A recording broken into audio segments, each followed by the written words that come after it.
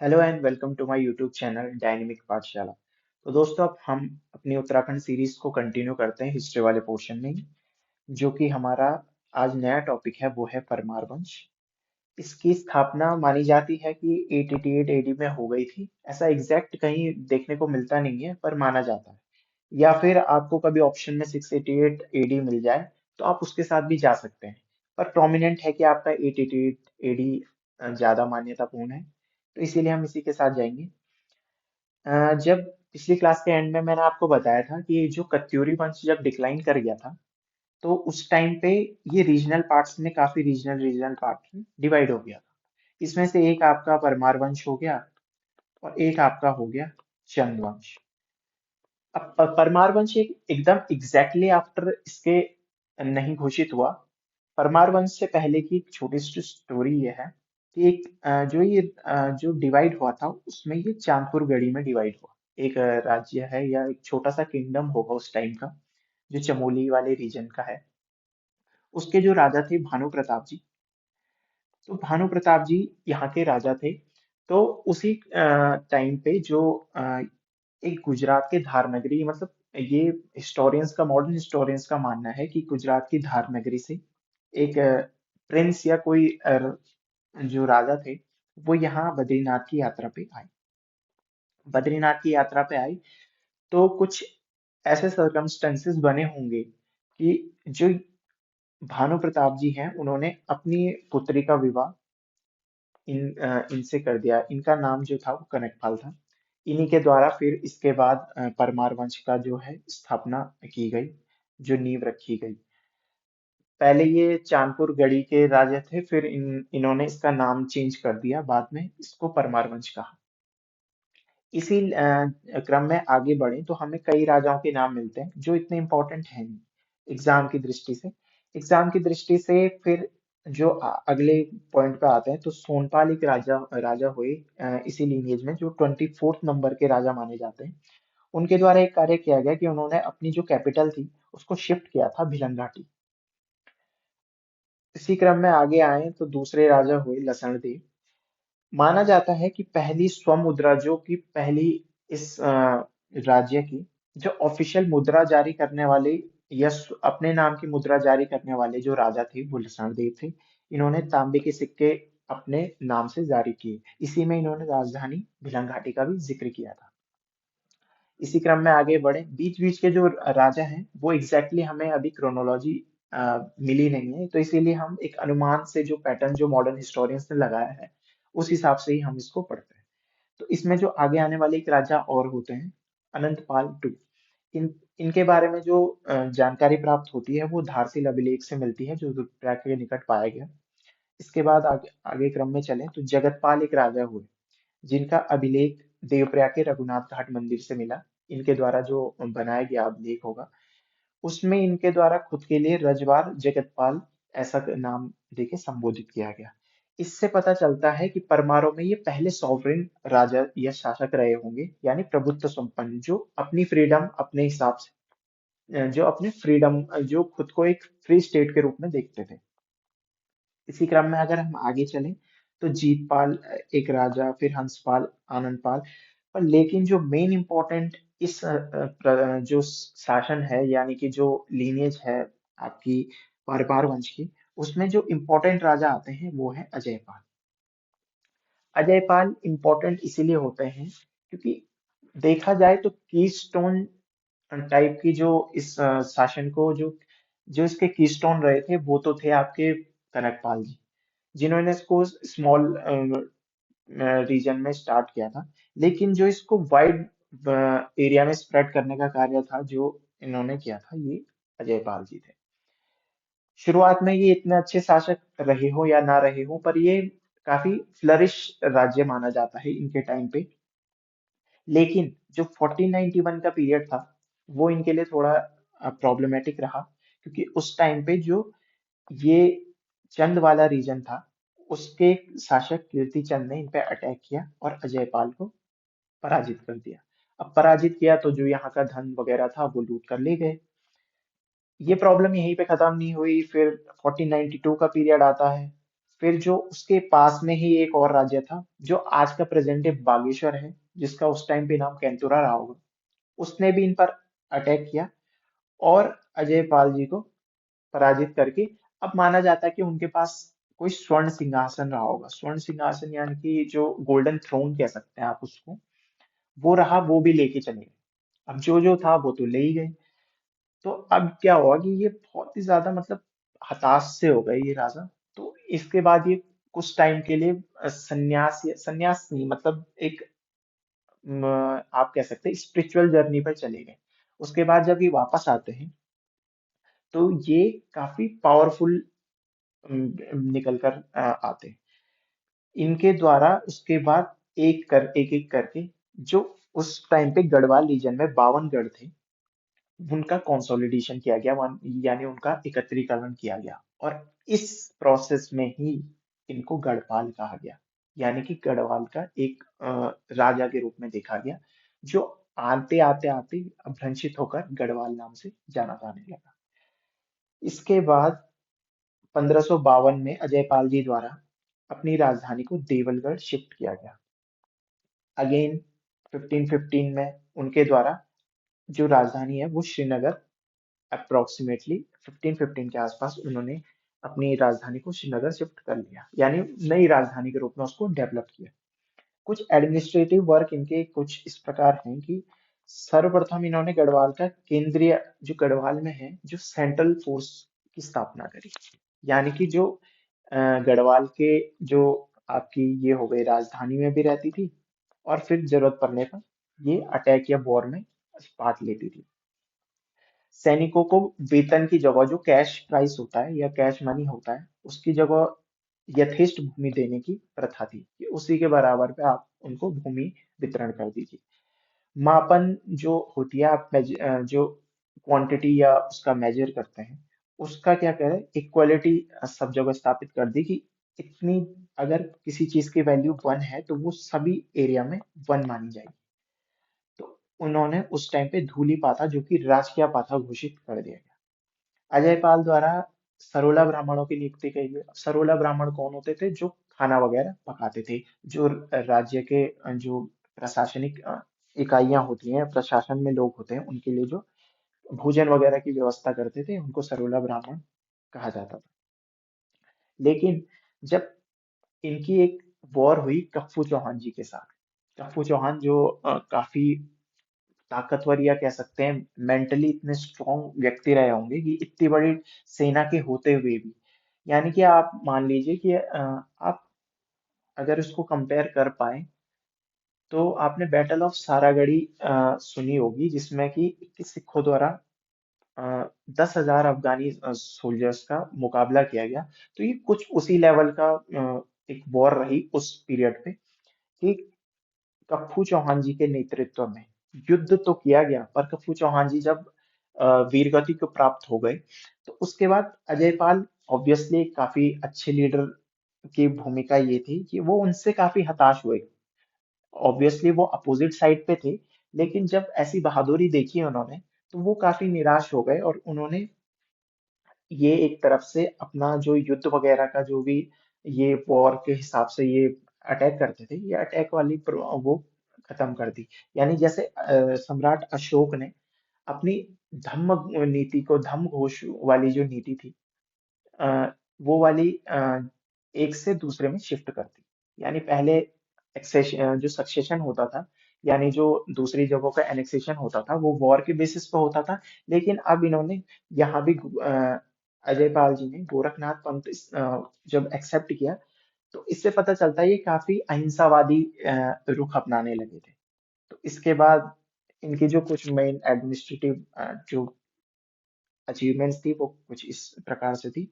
इसके बाद एक और राजा आते हैं, कल्याण शाह, जो अपने नाम के आगे शाह लगाने वाले पहले व्यक्ति होते हैं। लेकिन इनके द्वारा खुद के लिए शाह लगाया गया, ये कोई उपाधि इन्होंने लिनिएज को प्रदान नहीं की, ये इनके खुद के नाम के आगे इन्होंने ऐड किया था।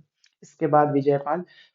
लेकिन जो आगे चल के जो थोड़ा हमारे पास जिसके बारे में साक्ष्य अच्छे रूप में मौजूद है, उसमें जो राजा आते हैं वो होते हैं सहजपाल।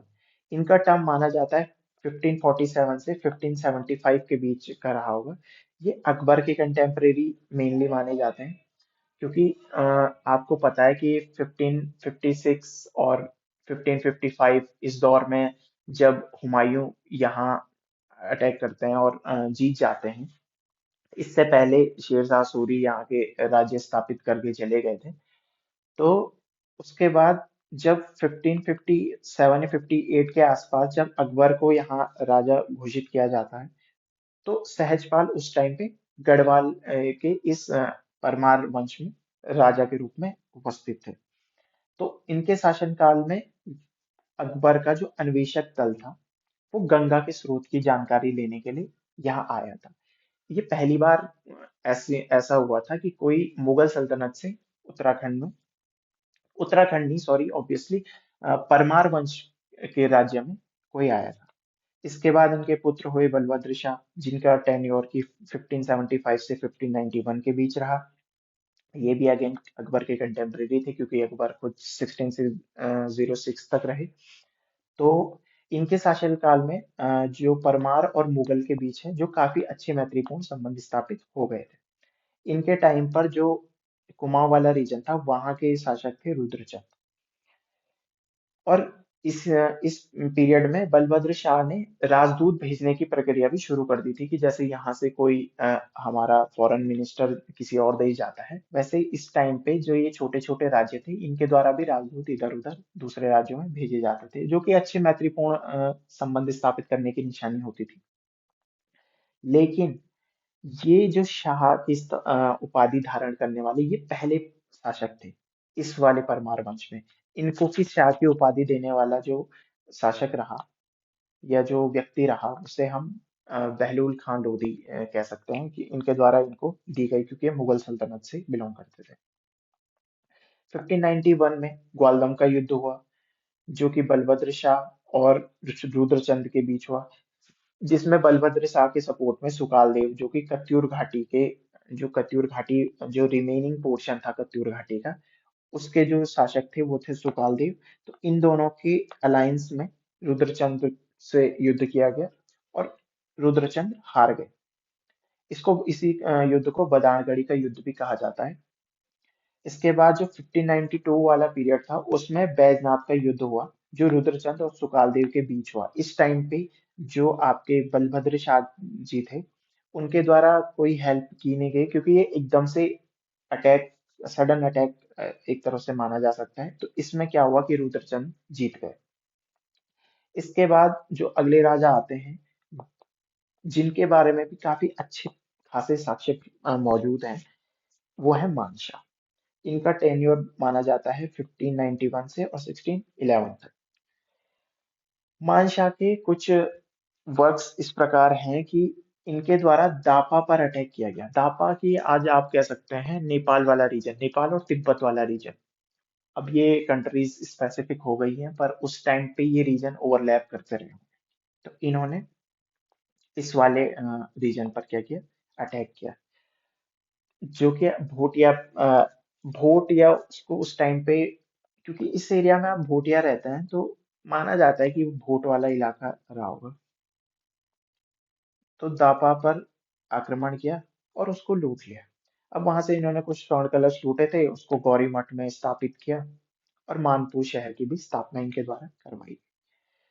1597 में इस टाइम पे जो आपका इस कुमाऊं वाला रीजन, चंद वाला जो रीजन है, उसमें लक्ष्मी चंद शासक थे, और जो सेंट्रल में जो पावर में मुगल सल्तनत थी, उसमें अकबर और जहांगीर इनके कंटेम्परेरी थी। 1597 में लक्ष्मी चंद वर्सेस मानशाह फर्स्ट बार बैटल होती है। इसके बाद 1602 तक लक्ष्मी चंद बहुत बार अटैक करते हैं, लेकिन हर बार असफल हो जाते हैं। अब इतनी बार अटैक करने पर ऑब्वियस सी बात है, आपके राज्य की सैनिकों की या आपकी जनता की आप पर से जो कॉन्फिडेंस होता है वो लूज कर जाता है। लेकिन इन्होंने सोचा कि एक आखिरी बार और अटैक करते हैं। इन्होंने एट टाइम फिर अटैक किया, लेकिन इस टाइम क्या हुआ, ये फिर हार गए। हार गए तो ये जब भाग रहे थे, तो जो अपोजिट पक्ष था, जो मानसा वाली जो आर्मी थी, उसके जो सेनापति थे वो थे खत्तर सिंह। तो वो भी इनके पीछे पीछे आ गए कि अब ये हर बार युद्ध करने आ जाते हैं, हार जाते हैं, फिर भाग जाते हैं। तो इन्होंने सोचा कि इनका पीछा करके इनको खत्म ही किया जाए और ये वॉर को एक तरह से एंड ही कर दिया जाए। लेकिन जब ये वापस भाग रहे थे तो कुछ इन्होंने, जो आप कह सकते हैं गुरिल्ला वॉरफेयर वाली टेक्निक अपना के इनको मार दिया गया, खतड़ सिंह को। और इनकी जो बॉडी थी उसको अपने राज्य में ले जाकर ये भ्रम फैला दिया कि ये हमने मानशाह जी को खत्म कर दिया है और हम जीत चुके हैं वॉर। अब लोगों को लगा कि हो सकता है इन्होंने जीत लिया हो, पर लेकिन जब अब सेलिब्रेशन की बारी आई तो सेलिब्रेट किया, तो उस तब से ही वहां एक त्योहार मनाया जाता है जो खतड़वा त्योहार, इसीलिए उसका नाम खतड़वा है। इन्हीं के टाइम पे एक राजकवि हुए जिनका नाम भरत था। उनको की एक उपाधि दी गई जहांगीर जी के द्वारा, ज्योतिक राय की। इनके द्वारा एक काव्य लिखा गया, यानी कि एक रचना करी गई मानवोदय काव्य, जो कि मानशाह की जीवनी थी। मानशाह की जीवनी थी। तो परमार वंश के बारे में जो प्रॉपर जानकारी हमें पहले किसी चीज से मिलती है वो ये प्रथम पुस्तक है। ये पुस्तक और साहित्यिक ग्रंथ जो भी आप इसे कह सकते हैं। लेकिन इसकी जो संकलन किया गया, जो इसको इकट्ठित कंसोलिडेशन किया गया इसका, वो मेधाकर शर्मा जी के द्वारा किया गया बाद में। अगेन 1611 में बात की जाए, मानशाह जी के टाइम पे विलियम फिंच नाम का एक European person first time Garhwal आया, जो मानशाह जी के दरबार में ही सीधा आया। तो मानशाह जी के टाइम पे कुछ इस प्रकार की घटनाएं घटी। उसके बाद हम आते हैं श्याम शाह। श्याम शाह को माना जाता है कि ये उत्तराखंड के गढ़वाल रीजन के मोहम्मद बिन तुगलक थे। ये मतलब बड़ी बड़ी बातें, वही बड़ी बड़ी बातें करते थे, तो इसीलिए इनको स्वेच्छाचारी शासक कहा गया। इस टाइम पे जो आपका चंद वंश था उसमें त्रिमल चंद राजा थे, और जो सेंटर में मुगल सल्तनत थी उसमें जहांगीर राजा थे। 1624 एडी में जो त्रिमल चंद थे, इन्होंने श्याम शाह के उसमें शरण ली, क्योंकि अब वही है, इंटरनल इंसर्जेंसी कोई प्रॉब्लम हुई होगी, ये हम चंद वंश में पढ़ेंगे कि क्या प्रॉब्लम रही। तो इन्होंने इनके दरबार में शरण ली। 1624 के टाइम पीरियड पे ही एक जेसुअट दल, जिसके के नेतृत्व करता एंटोनियो दे ओद्रेतो और मार्क्विंस, इन दो के नेतृत्व में एक जेसुअट दल उत्तराखंड आया। इन्हीं के नेतृत्व में पुनः 1625 में ये दल उत्तराखंड आया। अब इनके द्वारा देखा गया कि उत्तराखंड में जो ये परमार वंश है, ये काफी फ्लरिश वंश है। ऐसा नहीं कि गरीबी में कोई शासन हो या छोटा मोटा, ये काफी अच्छी खासी यहाँ की, मतलब आपकी जीडीपी अगर आप इस टाइम पे कंट्री की कैलकुलेट करते हैं तो उस टाइम पे जो राजस्व रहा होगा वो काफी भरपूर मात्रा में था। इवन दो ये कहा जाता है कि सोने के जो बर्तन होते हैं उसमें ये खाना खाते थे, तो ये देख के ये काफी इन्फ्लुएंस हो गए। इसीलिए सेकंड टाइम दोबारा यहाँ की यात्रा करने आए। और ये जब वापस गए अपने कंट्री गए होंगे, तो इन्होंने वहां के लोगों को भी बताया कि यार एक ऐसा राज्य है भारत में, जो इस प्रकार से जहाँ सेवा भाव होता है, जो मतलब मेहमान होते हैं, जो गेस्ट होते हैं, उनकी ऐसे ऐसी खातिरदारी की जाती है। इनको सुन के 1631 में अगेन एक और जेसवर दल भारत आया, जो अजवैदों के उसमें नेतृत्व में आया। लेकिन एक प्रॉब्लम ये हो गई कि इनके जिस दिन ये आए उसी दिन माना जाता है कि श्याम शाह जी की मृत्यु हो गई। तो श्याम शाह जी की मृत्यु हो गई तो इनको ये सब मिला नहीं, मतलब जो खातिरदार ये सोच के आए थे वो इनको मिला नहीं। फिर भी जो अजैदों ने जो यहाँ एनालाइज की सिचुएशन, क्योंकि श्याम शाह जी की पत्नी को भी शायद सती प्रथा का वो करना पड़ा होगा, तो इन्होंने देखा कि यहाँ सती प्रथा की उपस्थिति थी। श्याम शाह जी ने सामशाही बाग बनवाया। राजकवि शंकरदेव इनके राजकवि थे। इनके द्वारा पहली वास्तुशास्त्र की पुस्तक, जिसका नाम वास्तु शिरोमणि था, उसकी रचना इन्हीं के टाइम पीरियड में की गई। इसके बाद जो अगले शासक आते हैं वो है महिपत शाह जी। इनका टाइम पीरियड माना जाता है 1631 से 1634 तक का। इस टाइम पे अगेन जो चंद वंश है वहां पे त्रिमल चंद शासन में थे, और शाहजहां जो सेंटर में थे मुगल सल्तनत में, वो यहाँ शासन में थे कंटेम्परेरी। मौला राम जी के द्वारा इन्हें महाप्रचंड भुजदंड शासक कहा गया। मुगल इन्हें एक मतलब अक्खड़ राजा यानी इगोइस्टिक टाइप के राजा मानते थे। इनके कुछ सेनापति रहे। इनके सेनापति में सबसे बड़े नाम माधो सिंह भंडारी जी, जिनका नाम आपने सुना ही होगा। दूसरे हैं लोधी रिखोला जी और तीसरे बनवारी दास जी। इनके टाइम पे महिपत शाह जी ने कुछ अटैक प्लान किए, एक्सपेडिशन टाइप का इन्होंने प्लान किया। इन्होंने साउथ, वेस्ट और नॉर्थ तीन जगहों पे इन्होंने अपने जो विजय अभियान थे उनको शुरू किया। माधो सिंह भंडारी जो कि कालूबाण भंडारी जी के बेटे थे, उनके द्वारा नॉर्थ पर अटैक किया गया। लोधी रिखोला जी ये भी बहुत अच्छे फाइटर या अच्छे मतलब वीर योद्धा माने जा सकते हैं उस टाइम के। इनके द्वारा वेस्ट पर अटैक किया गया और बनवारी दास जी के द्वारा साउथ पर अटैक किया गया। माधो सिंह भंडारी जी ने जब नॉर्थ विक्ट्री कैंपेन शुरू किया, यानी कि उत्तर में जो अपना विजय अभियान शुरू किया, तो 1631 में इनके द्वारा दापा पर अगेन आक्रमण किया गया। अब दापा पर आक्रमण करने में प्रॉब्लम ये हो गई कि वो है ठंडे इलाका, मतलब आप अगर हिमालयाज की ओर अटैक करेंगे तो जाहिर सी बात है कि वहाँ ठंड काफी पड़ती है, बर्फ रहती है साल के चौबीसों मतलब साल के 12 महीने वहाँ बर्फ पाई जाती है। तो प्रॉब्लम ये हो गई जब ये सेना यहाँ रहती थी, स्टे करती थी, निवास करती थी, मतलब अटैक करने के दौरान ही, तो इनको ठंड से इनकी मृत्यु होना शुरू हो गया। अब मृत्यु होने की प्रॉब्लम ये थी कि जो सरोला ब्राह्मण थे, क्योंकि भोजन तो वही बनाते थे, अब भोजन वही बनाते थे तो वो इतनी मात्रा में तो रहे नहीं होंगे कि वो युद्ध के सारे जो भी सैनिक थे उनको खाना बना पाए, क्योंकि नॉर्मल सर्कमस्टांसिस में ये पॉसिबल है। पर ऐसी एक्सट्रीम वेदर कंडीशंस में सारे सैनिकों के लिए, वो भी सैनिकों के लिए भोजन बनाना, वो भी रोटियां वगैरह बनाना प्रॉब्लमेटिक था। तो जब ये बात राजा को पता चली कि इस प्रकार से ये प्रॉब्लम आ रही है, तो उन्होंने एक फरमान जारी किया है, उन्होंने एक व्यवस्था शुरू करी जिसका नाम रोटी सूची व्यवस्था कहा गया। कि देखो, जो रोटियां बनाने का काम है वो कोई भी कर सकता है, मतलब यानी कि ऐसा नहीं कि आपको उसके लिए सरोला ब्राह्मण होना पड़ेगा, उसके लिए आपको चल जाएगा, कोई भी बना सकता है रोटियां। इसलिए आप घर गांव में देखते होंगे कि भात वगैरह जो भी शादी ब्याह में जो खाना बनता है दिन का, या उसमें उसमें आप देखते होंगे एक पंडित जी खाना बनाते हैं, उन्हीं को सरोला ब्राह्मण कहते हैं। और जो रोटियां हैं अब वो लगभग अब गांव के सभी लोग बना लेते हैं। मतलब शाम को माताएं बहनें जब इकट्ठा होती हैं, जब अगर नाइट के टाइम पे आपका कोई प्रोग्राम है तो उसमें खाना वगैरह गांव की सब महिलाएं मिलकर या जो भी है वो मिलकर आपस में बना लेते हैं। तो ये कुछ उसी टाइम की से चली आ रही होगी प्रथा।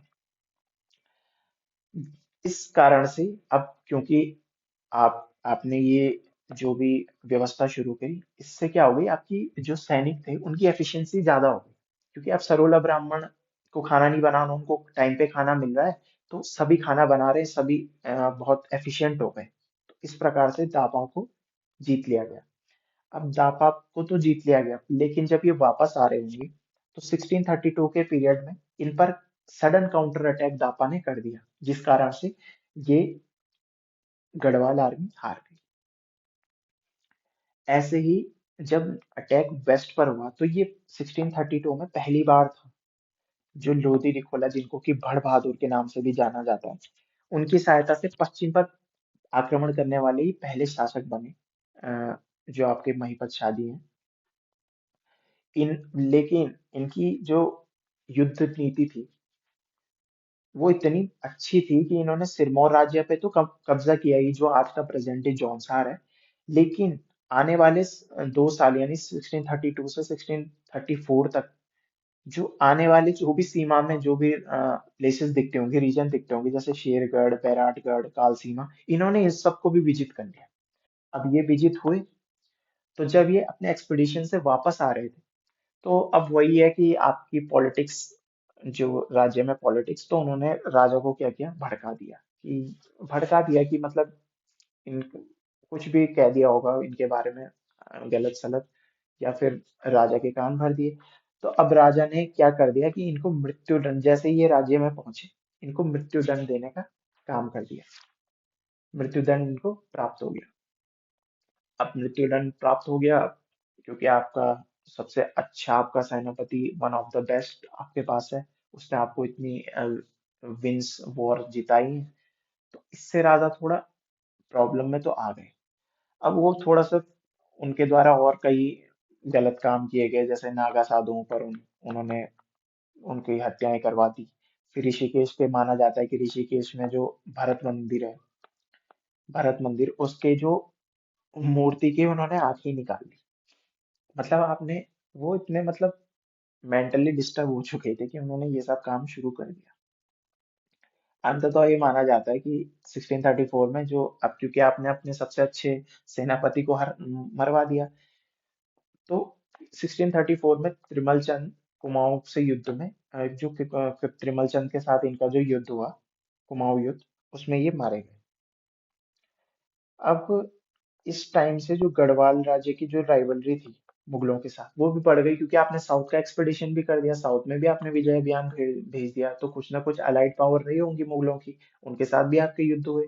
तो इस कारण से जो गढ़वाल राज्य था उसका मुगलों के साथ जो रिलेशन थे वो खराब हो गए, जो इससे पहले काफी अच्छे चल रहे थे। जो बलभद्र शाह टाइम के पीरियड के जो अच्छे रिलेशन थे वो धीरे धीरे बिगड़ने हो गए, और बिगड़ने लगे, और राइवलरी यहाँ पे शुरू हो गई।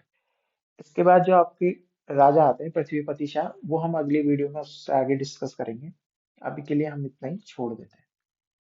Thank you. अगर आपको वीडियो पसंद आई तो लाइक शेयर सब्सक्राइब करें, और अगर आपको कोई भी फीडबैक देना हो तो आप कमेंट सेक्शन में कमेंट करके आप बता सकते हैं। पीडीएफ वगैरह के लिए आप अपना देख, जो मैंने टेलीग्राम चैनल की लिंक डाली है, आप उस पर ज्वाइन करके पीडीएफ वगैरह हैंडआउट्स वगैरह डाउनलोड कर सकते हैं। Thank you.